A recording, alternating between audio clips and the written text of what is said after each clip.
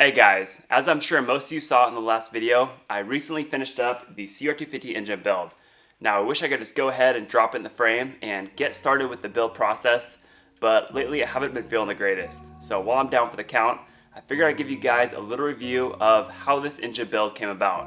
I'm going to start right from the get-go when this thing was a hunk of crap, right up until how it sits now. So enjoy.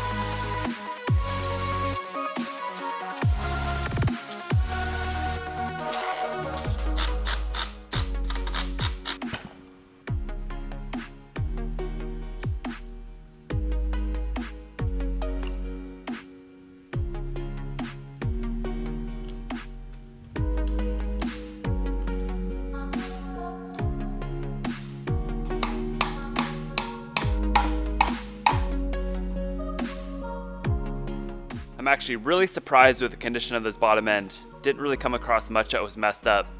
Transmission's in really good shape, along with the shifting components. Cases are actually super nice, although a bit dirty, so that's a huge plus. And the only things that'll really need replacement are the cylinder.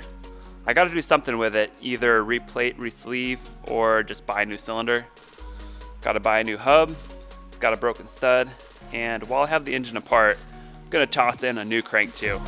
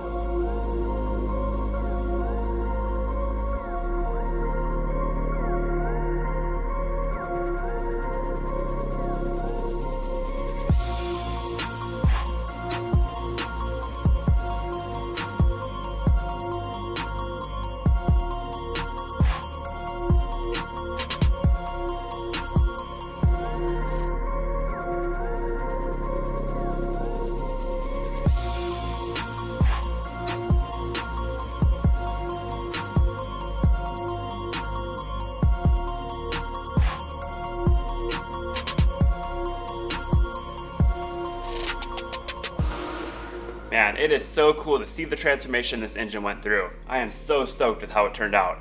Make sure you guys stay tuned for the next video. I'll be mounting this thing in the frame and starting to build around it, and that should be a ton of fun. I gotta give a big thank you to the companies that helped out with this engine build. Hot Rod supplied the crankshaft and bearings and seals. Vertex provided the piston and gaskets.